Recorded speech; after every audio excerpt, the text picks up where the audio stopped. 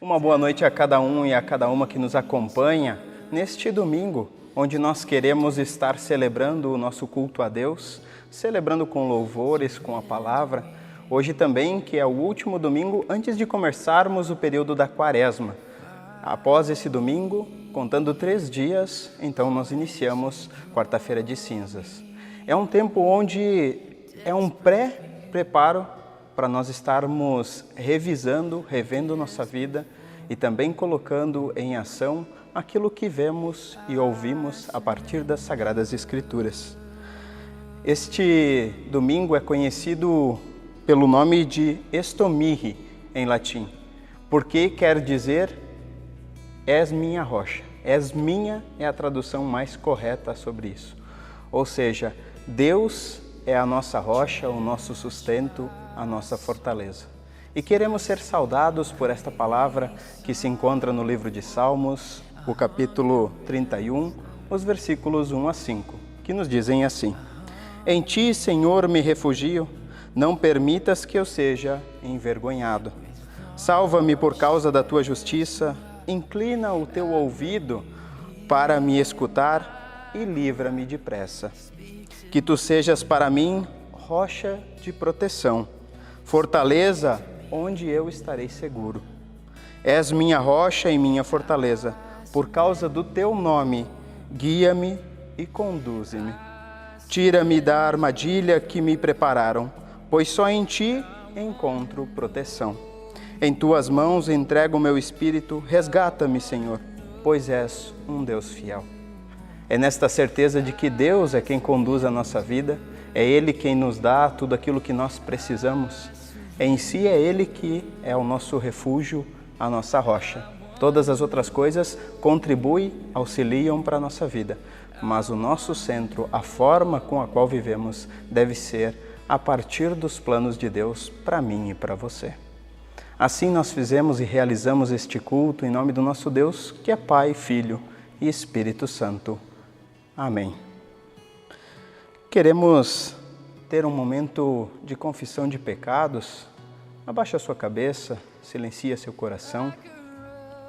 Senhor nosso Deus, nos colocamos na Tua presença, agradecidos pelo Teu cuidado, pela Tua proteção. Estamos aqui diante de Ti com o coração contrito, com os nossos sentimentos de dores e pesares, Senhor.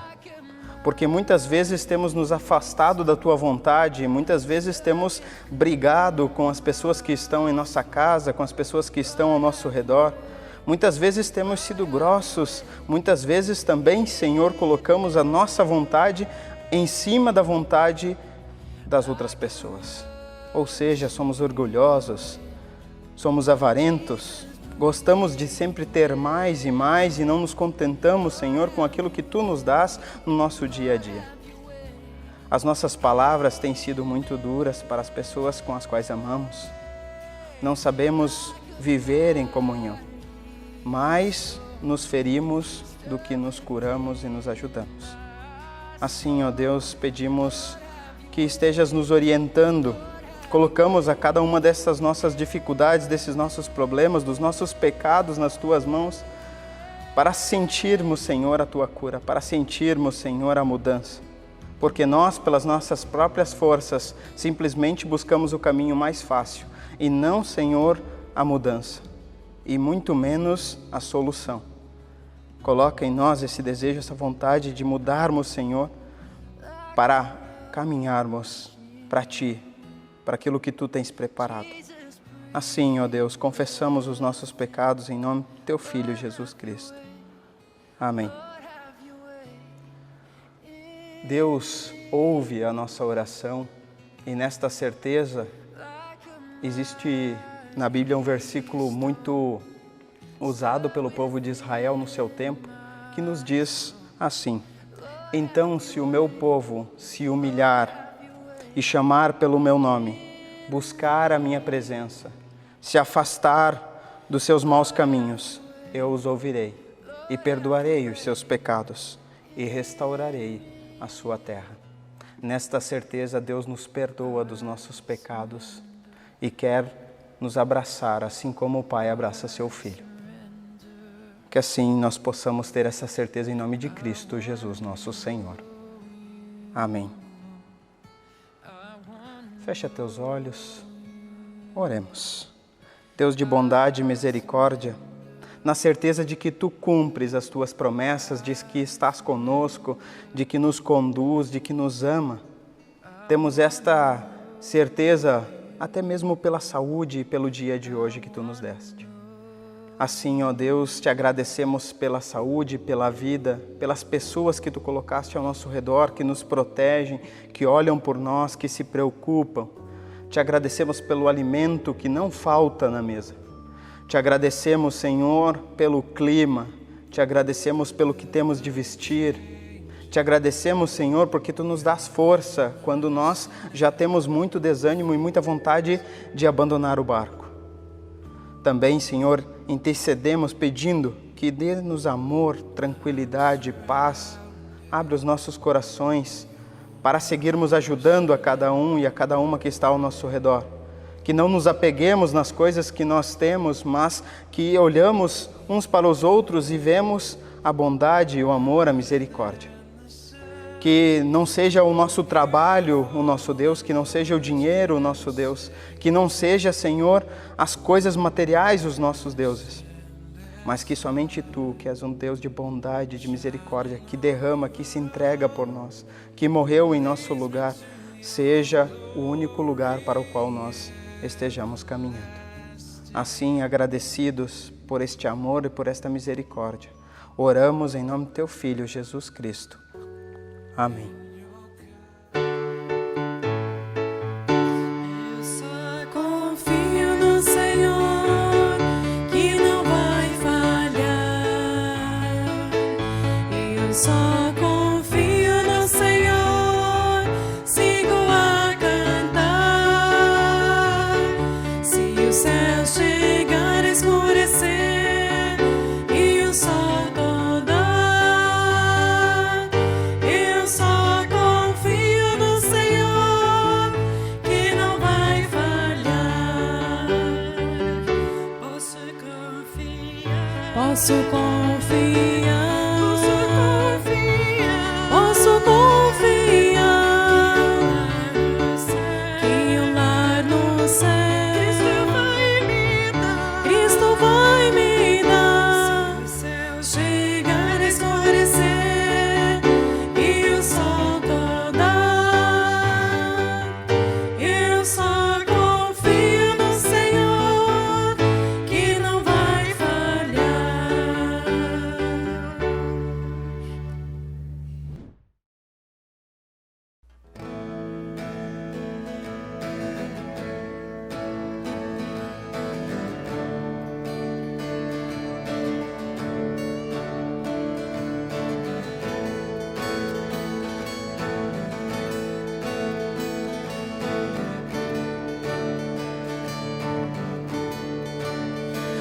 Faz-me ouvir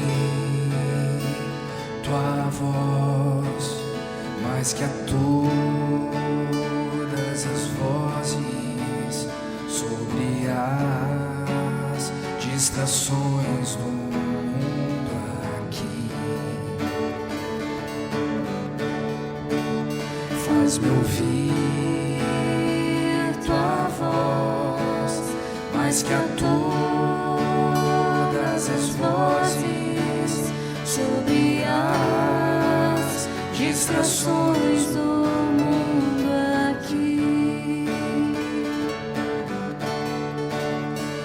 Tua voz vida traz e promessas nos faz.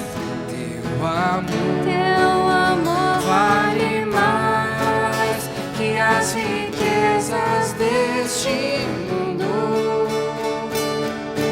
Tua palavra, vida abundante, tua palavra nunca falhará. Terra e céu irão passar, tua palavra permanecerá. E permanecerá. Venha usar nossa voz com a tua palavra, para que o mundo receba o teu amor. Tua palavra, vida abundante, tua palavra nunca falhará. Terra e céu irão passar, tua palavra permanecerá. E permanecerá. E a relva seca e as flores cairão, mas a palavra do Senhor vai durar para sempre. A relva seca e as flores cairão, mas a palavra do Senhor vai durar para sempre. Tua palavra, vida abundante, tua palavra nunca falhará. Terra e céu irão passar, tua palavra permanecerá. Tua palavra, vida abundante, tua palavra nunca falhará. Terra e céu irão passar, tua palavra permanecerá. E permanecerá.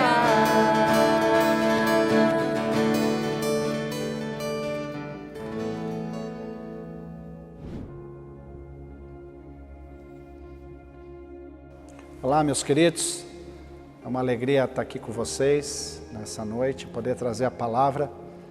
Nós estamos, ao longo dessas semanas, até chegarmos no domingo de Páscoa, estudando sobre parábolas de Jesus.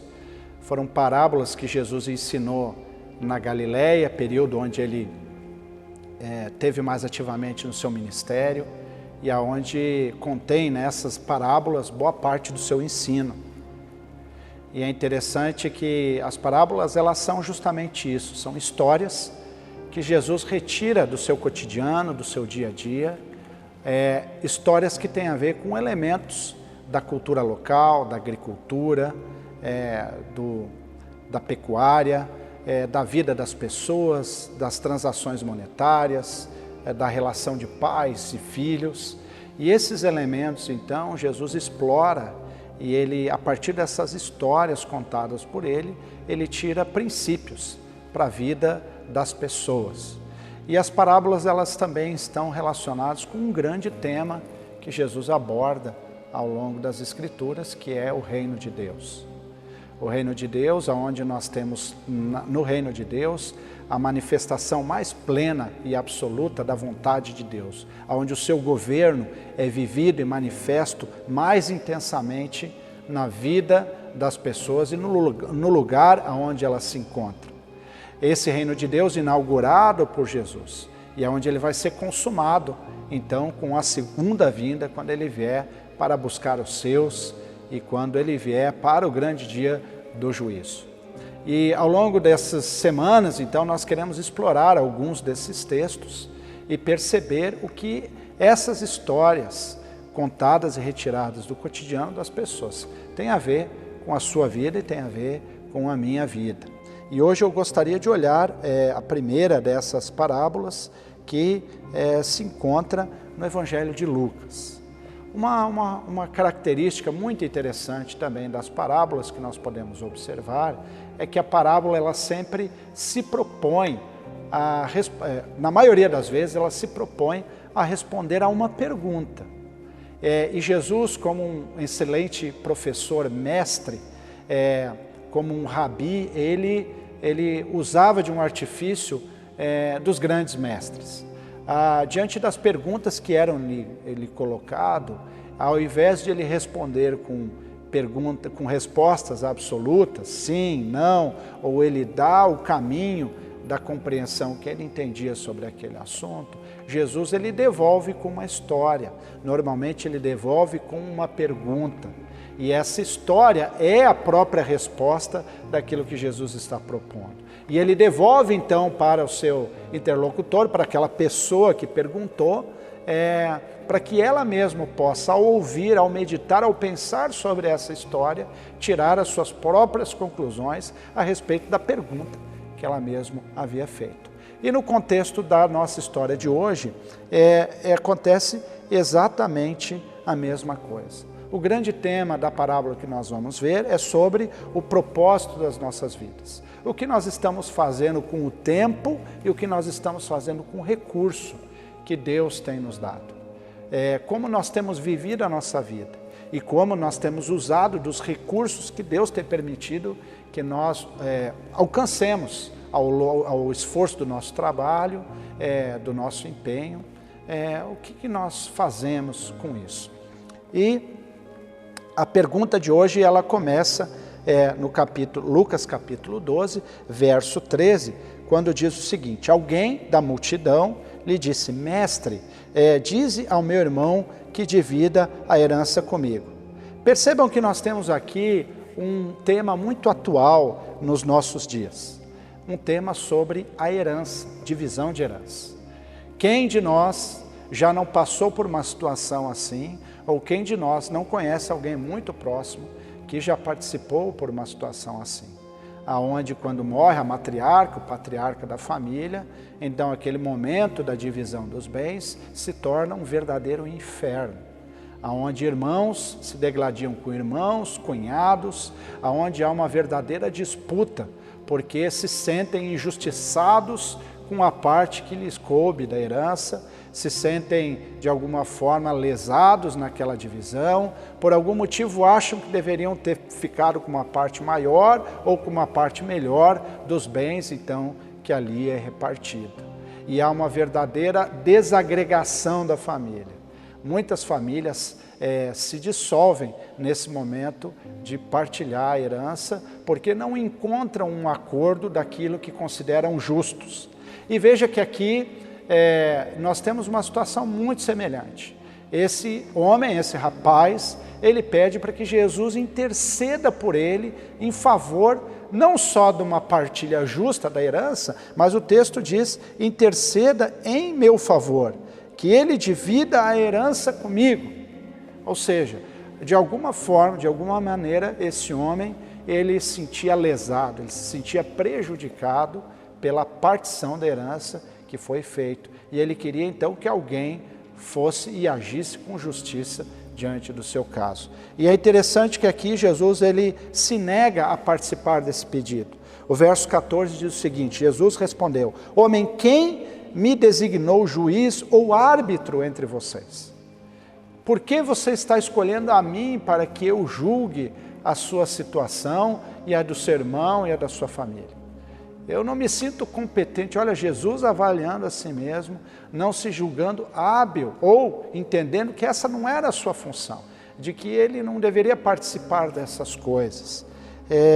E Jesus então, ele ele não faz caso, ele não toma partido, ele não atende a esse pedido, né? Basicamente porque Jesus, ele está nos dizendo que entre irmãos, a nossa forma de divisão, a forma como nós devemos buscar e compreender a justiça, a partilha, deveria ser diferente. Os tribunais não deveriam ser lugares onde irmãos, onde familiares procurassem ter a sua justa parte. Que entre os cristãos, entre os seguidores de Jesus, a partilha deveria vir do diálogo, do entendimento, da boa razão, do acordo, e não ser feito por um terceiro intermediário. Até porque não importa qual seja o resultado dessa intermediação, desse intermédio de um juiz, de alguém que pudesse fazer essa conversa. Se não houver um entendimento anterior, alguém sempre sentirá e vai ter esse sentimento de que foi lesado e prejudicado. Mas então qual é o problema? Jesus aqui então ele traz o assunto que de fato ele quer tratar por trás da pergunta desse rapaz. E ele diz o seguinte no verso 15: disse-lhe então, Jesus disse, cuidado, fiquem de sobreaviso contra todo tipo de ganância. A vida de um homem não consiste na quantidade de seus bens. E aqui Jesus ele traz muito claro aonde está o valor da vida.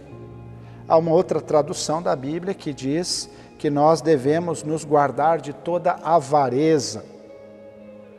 Avareza, ganância, é esse desejo, essa tentativa de sempre reter. Avareza, ganância, é essa tentativa e esse desejo de sempre conseguir mais, de reter mais, de ter para si, de tomar para si. E quando nós desenvolvemos esse sentimento na nossa vida, da ganância, da avareza, a gente faz uma inversão de valores. Coisas, dinheiro, riquezas, posses, se tornam mais importantes do que a vida, do que as pessoas. E antes de nós olharmos mais detalhadamente para esse texto, é preciso fazer essas afirmações para que fique claro o que nós estamos olhando nessa parábola. Primeiro, Jesus não é contra o dinheiro, Jesus não é contra o lucro, desde que isso não seja feito priorizando ou a custas do bem-estar, da vida e da dignidade de outras pessoas. Então, todas as vezes que eu preciso obter um recurso, um lucro, aonde eu afeto a dignidade, aonde isso vai custar o sofrimento, a vida, o bem-estar de pessoas, então eu estou usando essa obtenção de lucros de uma maneira errada. Mas a priori Jesus não é contra o dinheiro, Jesus não é contra nós prosperarmos na vida, Jesus não é contra nós melhorarmos na vida. Não é esse o tema dessa parábola. Outra coisa que nós devemos cuidar é para que não entendamos que Jesus é contra o planejamento e a boa administração.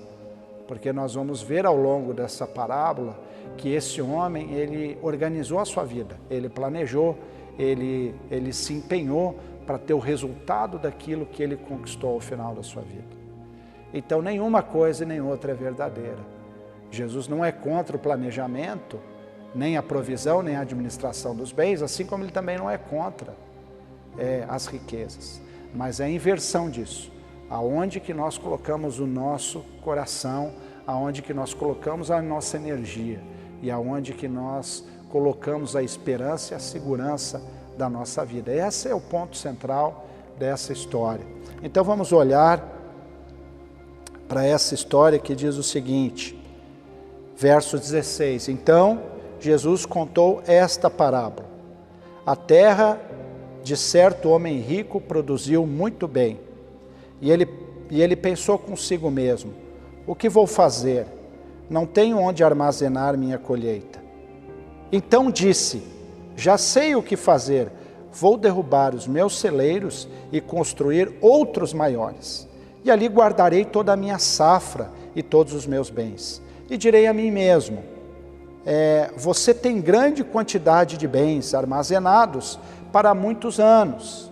Descanse, coma, beba e alegre-se. Contudo, Deus lhes disse, insensato, essa mesma noite a sua vida lhe será exigida. Então, quem ficará com o que você preparou? Assim acontece com quem guarda para si riquezas, mas não é rico para com Deus. Ao que tudo indica nessa história, esse homem, ele trabalhou com honestidade, ele trabalhou com afinco e com dedicação. Não nos parece nessa história que esse homem ganhou esse dinheiro de forma desonesta. Ao contrário, o que tudo dá a entender que esse homem justamente ganhou o que ele ganhou, porque ele fez um bom planejamento, ele fez uma boa administração e agora ele teve um superávit na sua plantação e ele vai colher muito mais do que havia planejado. Então, ao que parece, esse homem, ele recebe a recompensa do seu trabalho. Um homem que lutou, suou, batalhou e agora está colhendo o fruto da sua dedicação. Ao que parece também, esse homem é um homem muito esperto, porque ele planejou o seu negócio. Ao perceber que ele teria então uma grande safra, que ele colheria mais do que ele havia pretendido, então ele já começa a planejar e perceber que os seus silos eram pequenos demais para colher, para conter a sua colheita. Então o que ele faz, antevendo o fato de que ele não teria onde guardar, ele amplia os seus silos, ele constrói outros, para que ele possa armazenar mais, reter mais e guardar mais. Interessante o diálogo que esse homem faz a respeito das suas próprias conquistas. Ele diz, na verdade o que ele faz não é necessariamente um diálogo, mas é um monólogo, porque ele fala consigo mesmo. Ele diz o seguinte, no verso 19, eu direi a mim mesmo, como se ele estivesse olhando no espelho e ele estivesse satisfeito consigo. E ele está conversando consigo mesmo.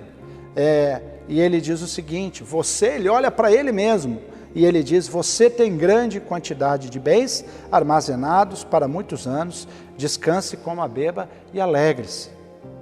Veja que interessante, esse agricultor conversa consigo mesmo, uma vida em si mesmada.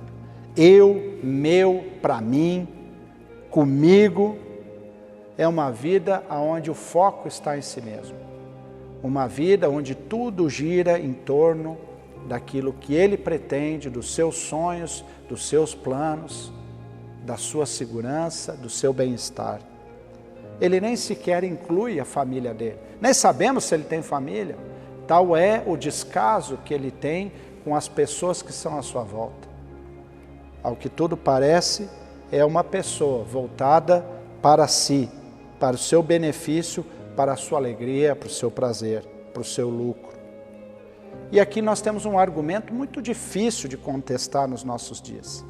Quem de nós seria condenado na nossa sociedade por querer trabalhar e, trabalhando mais, ganhar mais?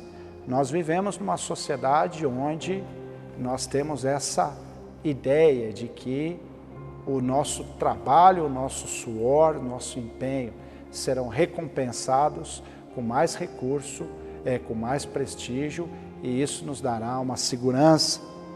Aos olhos da nossa sociedade está tudo certo. Qual é o problema desse homem de trabalhar e ser bem-sucedido nos seus negócios? Há duas grandes questões aqui que eu gostaria de trazer para que a gente pudesse compreender o pano de fundo da nossa conversa de hoje. A primeira delas é aquilo que ele pensa a respeito da sua segurança e da esperança do futuro.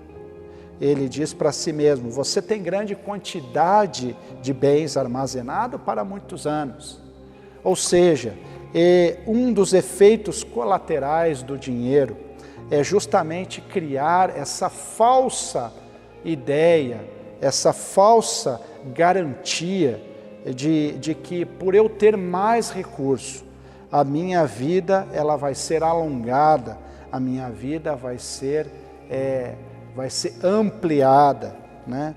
Dá um certo sentimento de segurança e de onipotência, né? Eu tenho mais recursos, eu posso mais, viverei mais, irei mais além. É claro, nós precisamos ser honestos e precisamos ser verdadeiros e entender que sim, os recursos financeiros, as posses, elas prolongam a nossa vida naquilo que é possível ser prolongado. Pessoas pobres morrem de mais doenças do que pessoas ricas. Pessoas ricas não vão morrer de fome, não vão morrer de sede, talvez não vão morrer pelo excesso de violência, porque vão ficar protegidos nas suas mansões, vão ter segurança particular, não vão precisar ir para guerras, enfim, há uma série de vantagens às pessoas que têm mais recurso do que as pessoas que têm menos recurso. Basta nós olharmos alguns números. A gente pode ver, por exemplo, que no Japão, a média de vida das pessoas é 84 anos. Nos Estados Unidos, a média de vida, a expectativa de vida é 79 anos. Agora, se nós olharmos para Moçambique, um país na África, a média expectativa de vida é 45 anos. Ou seja, existe sim uma relação direta entre tempo de vida e poder aquisitivo e ter mais ou menos riqueza. Podemos olhar o Japão, um país muito próspero, onde você tem uma expectativa de vida muito maior do que um país empobrecido como Moçambique, por exemplo. Mas há uma coisa que de fato o dinheiro não pode comprar. Se é verdade que ele pode comprar mais tempo da nossa vida pelo recurso que ele pode dar à nossa saúde, talvez a nossa qualidade de vida, de não precisarmos trabalhar tanto quanto as pessoas mais empobrecidas, ou em trabalhos mais hostis, em trabalhos mais duros. Também é verdade que não há possibilidade de que o dinheiro compre mais vida, no sentido de nos garantir mais anos, mais tempo do que, na verdade, todos nós estamos destinados a ter. Já disse o nosso colega Alexandro que no caixão não tem gavetas.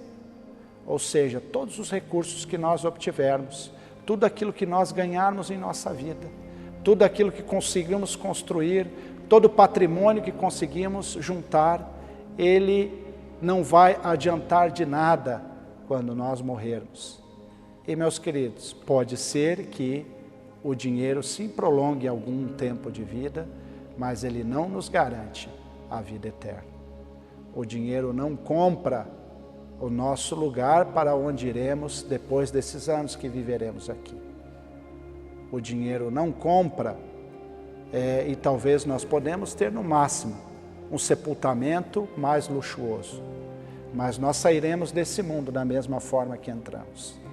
Entramos nu e nos sairemos, dele nada levaremos. Aonde nós temos confiado a esperança do nosso futuro? Essa é a pergunta dessa parábola. Aonde nós temos depositado aquilo que vai nos trazer segurança para mais tarde? Você tem depositado a tua segurança, o teu futuro, no teu patrimônio, na tua carreira profissional, nos bens que você está adquirindo ao longo da sua vida, na sua capacidade intelectual, no que você está confiando e depositando a sua esperança no futuro. E é interessante porque Jesus diz insensato, em outra tradução está dizendo louco, né? Ou a melhor tradução seria sem juízo, uma pessoa que não é razoável naquilo que ela deseja. Jesus está dizendo, olha, você está planejando, você está achando que a tua segurança está no teu patrimônio, você está colhendo os frutos do seu trabalho, você está dedicando toda a sua vida nesse empreendimento de ter mais, mas você nem sequer consegue usufruir daquilo que você trabalhou. Você nem sequer consegue dividir aquilo com que você juntou. Isso não é sensato. Não é sensato depositar o futuro da nossa vida eterna, naquilo da qual não poderá comprar aquilo que Deus tem prometido àqueles que o amam e àqueles que o servem. Quem de nós pode dizer quanto tempo nós ainda temos? Quem de nós pode garantir o dia de amanhã? Jesus já disse isso no Sermão da Montanha. Nós não conseguimos aumentar 1 hora sequer do nosso dia.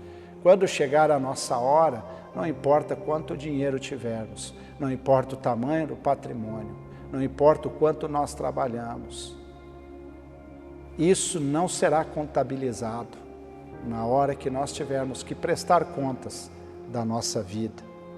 É interessante que a segunda pergunta que esse texto faz aqui é que como nós temos usado os nossos recursos. Não é a questão de quanto recurso só nós temos, mas a maneira que nós temos gasto esses recursos. Veja, há 4 episódios aqui que acontecem na vida desse homem, que são episódios honestos da vida de cada um de nós. Aqui fala, olha, descanse, coma, beba e alegres. Isso é necessário e vital para a vida humana. Quem não descansa morre. Quem não come e bebe morre. Quem não tem prazer e alegria e satisfação na sua vida morre. Então qual é o problema desse homem a desejar descansar, comer, beber e usufruir dos seus recursos? Bem, a questão dele aqui é que, de novo, é uma vida voltada para si mesmo. É uma vida que está pensando apenas no seu benefício, no seu bem-estar, uma vida focada em si mesmo, para si, e é incapaz de olhar para ao seu redor. E uma pessoa que vive da ganância e da avareza, ela transforma pessoas em coisas. Ela pensa no que essa pessoa pode significar de ganho ou de perda na minha vida. Bom, se eu precisar me relacionar com essa pessoa, o quanto eu vou gastar? Se eu precisar ter uma família, o que ela vai custar? Se eu precisar ajudar as pessoas que estão com problema, quanto dinheiro eu vou deixar de acumular? É uma pessoa que vive pautada, baseada em números, em dividendos, em contas e cifrão. Qual é o resultado da nossa vida? Aqui é interessante porque Jesus diz no verso 20, contudo Deus lhes disse, insensato, essa mesma noite a sua vida lhe será exigida. Então quem ficará com o que você preparou? Quem ficará com o que você preparou? Os seus filhos, que vão se degladiar nos tribunais para repartir herança. Os seus filhos que vão dividir aquilo que o seu pai conquistou com tanto suor e que não ensinou os seus filhos a viver e aproveitar o recurso que ele mesmo teve. No fim, os seus filhos vão gastar todo o patrimônio que você trabalhou tão diligentemente. E essa é a pergunta de Jesus. Será que vale a pena tudo que você trabalhou, tudo que você se empenhou por tantos anos e você se dedicou? O que as pessoas vão fazer com esse recurso, se não vão disputar e brigar em si mesmas? E a conclusão de Jesus é muito simples. Assim acontece com quem guarda para si riquezas, mas não é rico para com Deus. Mas não é só isso quando nós colocamos a nossa energia só em ter, mas nós não colocamos a nossa energia em ser. Veja que Jesus diz, quem não é rico para com Deus, acontece para com quem guarda para si as riquezas. Quem não é rico para com Deus. Aqui, Jesus está falando de caráter, de essência, ser rico para com Deus e não ter riquezas para com Deus. Interessante que o apóstolo Paulo, ele vai trazer um tema e um recorte a respeito do reino de Deus, no livro de Romanos, que ele diz: pois o reino de Deus não diz respeito ao que comemos ou ao que bebemos, mas a uma vida de justiça, paz, alegria no Espírito Santo. Se servirem a Cristo com sua atitude, agradarão a Deus e também receberão a aprovação das pessoas. Portanto, tenham como alvo a harmonia e procurem edificar uns aos outros.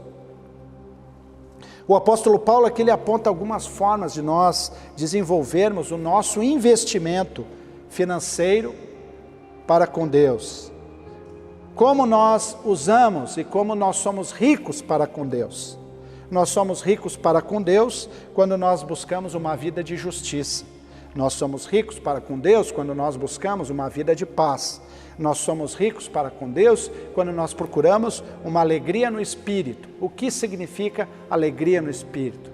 Que a nossa satisfação está em Deus e entendermos que somos amados, queridos, agraciados e cuidados por Deus. Que a nossa alegria não está em coisas, mas a nossa alegria está numa relação com o próprio Deus.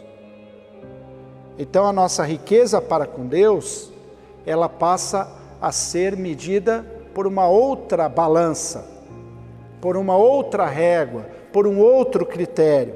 A nossa riqueza com Deus passa então a ser a nossa generosidade, a nossa compaixão, a nossa misericórdia, o perdão e o amor para com as pessoas. E a gente percebe que a nossa vida, para que ela tenha alegria plena, a felicidade não é uma refeição que se come sozinho. A felicidade é um espaço onde nós dividimos, onde nós partilhamos, onde nós doamos. Portanto, quem trilha o caminho da felicidade como um lugar que você chega sozinho, você jamais encontrará esse lugar. Porque você encontrará um lugar de solidão. Por outro lado, nossa principal fonte de alegria não pode estar nos prazeres daquilo que o dinheiro pode nos dar. É claro que é importante, é claro que é útil, é claro que nos traz alegria aquilo que o dinheiro pode nos dar, comprar. Mas, queridos, se nós depositarmos o nosso futuro, a nossa garantia, a nossa alegria em coisas, elas nos frustrarão. Deus tem cuidado de nós e isso precisa estar muito claro na nossa maneira como nós vivemos. Sim, nós devemos planejar, sim, nós devemos guardar, sim, nós devemos prover, mas não ao ponto de fazer isso o sentido e a razão da nossa própria vida. Por podermos ganhar mais comida, mais bebida, mais alegria, só enquanto durar os nossos dias aqui. A pergunta que nós precisamos fazer sempre de novo é: quem serve a quem? Se o dinheiro que me serve para os propósitos dos quais são justos e de acordo com a vontade de Deus, ou se sou eu que sirvo ao dinheiro, no qual o propósito do próprio dinheiro é senão ter para si mesmo e ser guardado e nunca ser utilizado. Nossa tarefa, meu querido e minha querida, é ser ricos para com Deus. A pessoa rica para com Deus se sente abençoada, se sente guardada e cuidada pelo próprio Deus. E sabe que aquilo que ele tem e aquilo que ele conquistou é fruto da graça e do cuidado de Deus. Portanto, ele não tem problema de repartir com alegria. Ser rico para com Deus é uma vida vivida não para si, mas para aquele que está ao nosso redor, onde a vida é mais importante do que o meu patrimônio. Tem pessoas que nunca estão dispostas a ajudar, porque sempre tem outra prioridade pessoal, sempre tem mais um silo para encher, sempre tem mais um silo para construir. mas Jesus está nos chamando, Jesus está nos convocando a prestarmos atenção, para que sim, façamos os nossos empreendimentos, mas estejamos atentos à necessidade de pessoas à nossa volta. E sempre que precisarmos escolher entre pessoas e coisas, entre riquezas e dignidade, que a gente faça a nossa opção segundo os critérios do reino de Deus. Vamos orar? Bondoso e amado Deus e Pai, te agradecemos, no nome de Jesus, por podermos ouvir dessa palavra. Uma palavra difícil que nos chama a atenção a refletirmos sobre o sentido e o propósito da nossa vida. Uma palavra que nos faz pensar sobre como nós temos empreendido no Teu reino ou na nossa vida pessoal.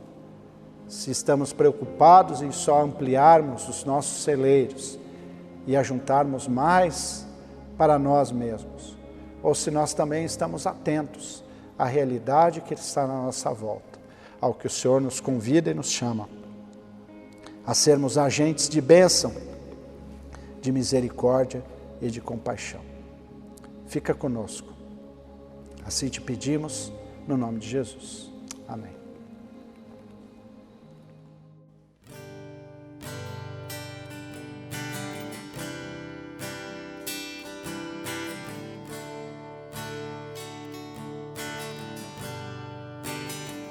Senhor meu Deus, quando eu maravilhado contemplo a tua imensa criação, a terra e o mar e o céu todo estrelado, me vem falar da tua perfeição.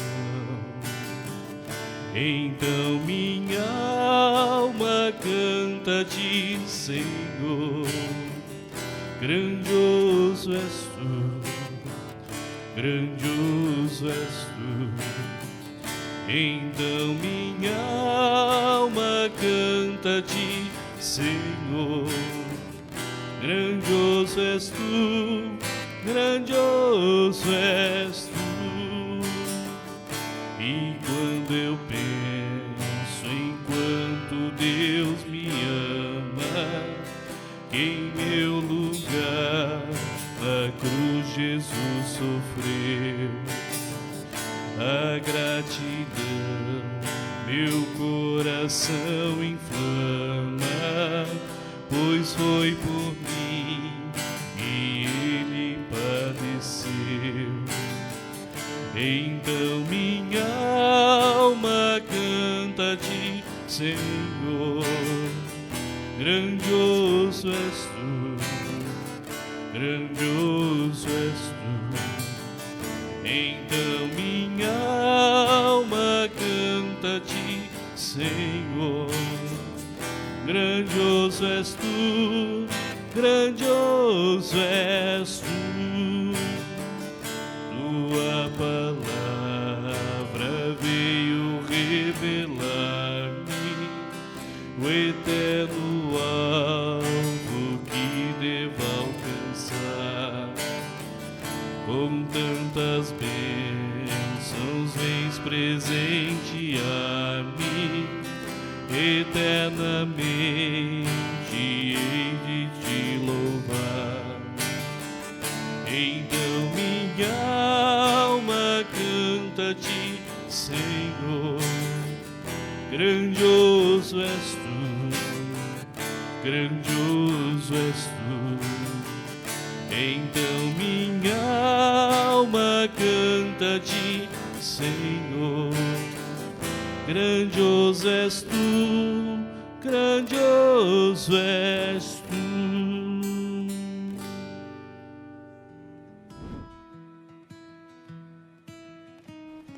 Queremos ter um momento de avisos. Os avisos para este domingo, para esta nossa próxima semana, são os seguintes.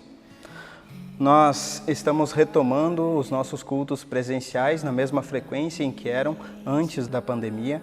né? Nós temos eles então 2 vezes por mês aqui na comunidade de Luzerna todo domingo, né? E assim a gente pode então estar se encontrando dentro das normas, 30% da capacidade, você pode estar participando dos nossos cultos. Lembramos também que os nossos devocionais estão acontecendo de uma forma diferente. Agora continuam os mesmos dias, terça, quinta e sábado. No entanto, eles são menores e estarão sendo publicados no YouTube na parte da manhã e enviados no grupo de WhatsApp durante a noite, às 6 da tarde. Também temos os cultos gravados que estavam acontecendo a todo domingo, agora serão feitos a cada 15 dias, né? E também lembramos que os calendários de fevereiro e março já estão disponíveis de forma virtual pelas nossas redes sociais aí, WhatsApp, quem ainda não tem pode entrar em contato, e aquele que quiser de forma impressa pode passar na secretaria e tirar o calendário. Também haverá o encontro de carnaval e um encontrão de carnaval continua mesmo, ele só não vai acontecer de forma presencial, vai ser via online, e a comunidade estará enviando mais informações sobre isso via WhatsApp. Aqueles que quiserem podem entrar em contato. E lembramos de uma forma bem especial também do nosso curso de novos membros. Esse curso ele terá 2 edições, né? A primeira no primeiro semestre e a segunda no segundo semestre. São 2 edições. A primeira com 3 encontros, encontro das 7h30 às 9h da noite, e será nos dias no dia 23 de fevereiro, no dia 2 de março e no dia 9 de março, aqui na comunidade de Luzerna. Seriam estes os avisos que temos para este domingo, e queremos então, diante dos pedidos colocados, diante de tudo aquilo que já foi falado, já foi mencionado na palavra pelo colega Samuel, que a gente possa estar orando e intercedendo como igreja. Fecha teus olhos, silenciemos. Querido e bondoso Deus, te agradecemos porque Tu nos dás da Tua palavra, que ela não seja só ouvida, mas seja praticada no nosso dia a dia. Que seja algo que nos move, que nos conduz a fazermos o correto. Assim como foi mencionado, que nós não saiamos, Senhor, adquirindo coisas e colocando a nossa fé nelas. Tendo elas como aquilo que nos orienta, aquilo que nós temos controle. Mas que venha, Senhor, a concepção, a ideia, o saber de que é Tu quem conduz, que nos mostra o caminho correto, que nos dá aquilo que nós precisamos para viver. E assim, ó Deus, podemos viver de uma forma feliz, de uma forma contente, porque sabemos que todas as coisas são auxílios, são dádivas Tuas. Não são coisas nas quais nós podemos nos fiar, coisas nas quais nos dão certeza ou garantia de aumentarmos a nossa vida. Pelo contrário, estas coisas nos dão mais preocupação, nos dão muito mais problemas. Que isso, Senhor, não afete o nosso relacionamento contigo. Que, pelo contrário, estas coisas sejam somente auxílio. E assim, possamos ouvir da Tua palavra, possamos viver a nossa vida com a nossa família, partilhar da Tua vontade, ajudarmos uns aos outros e vivermos como comunidade, vivermos unidos em Cristo, nosso Senhor. Assim, colocamos nas Tuas mãos, ó Deus, cada uma das pessoas que tem problemas de saúde, que passa por situações complicadas na sua vida, onde os familiares estão sem saber o que fazer. Lembramos de cada uma das pessoas que está com o Covid. Também, Senhor, todas aquelas pessoas as quais estão falecendo de outras doenças. Possa, Senhor, colocar a Tua mão, consolar os familiares. E aqueles, ó Deus, que têm aquele desejo, aquela vontade da tranquilidade, da paz diante disso tudo, possam receber de Ti, do Teu amor e da Tua misericórdia. Possam ser conduzidos em meio a todos estes problemas pelas Tuas mãos. E assim, ó Deus, olhamos pelas nossas autoridades, por todo o nosso governo, independente das situações, ó Deus, todas as coisas que têm sido feitas em benefícios próprios e não em benefício da população. Que isso, Senhor, seja revertido. Que eles olhem pelo seu povo. Que eles olhem, Senhor, pela legislação, que olhem por aquilo que é correto. Assim também, ó Deus, lembramos da nossa igreja, que possa ser instrumento Teu neste mundo, que possa ser instrumento Teu para levar pessoas a Te conhecerem. E assim também sermos instrumentos Teus para a proclamação da Tua palavra. Toda e qualquer dificuldade que não conseguimos colocar em expressar em palavras, colocamos na oração que o Teu Filho nos ensinou, dizendo: Pai nosso que estás no céu, santificado seja o Teu nome. Venha o Teu reino. Seja feita a Tua vontade, assim na terra como no céu. O pão nosso de cada dia nos dá hoje e perdoa-nos as nossas dívidas, assim como nós também perdoamos aos nossos devedores. E não nos deixes cair em tentação, mas livra-nos do mal, pois Teu é o reino, o poder e a glória para sempre. Amém. Queremos assim receber a bênção de Deus e desta forma Deus quer derramar em nossos corações a sua paz, o seu amor. Peço que estenda a sua mão e receba a bênção do Senhor. Que o Senhor te abençoe e te guarde. O Senhor faça resplandecer o seu rosto sobre ti e tenha misericórdia de ti. O Senhor sobre ti levante o seu rosto e te dê da sua paz. Vamos em paz, sirvamos a Deus e usemos as coisas. Um ótimo domingo, uma abençoada semana. Amém.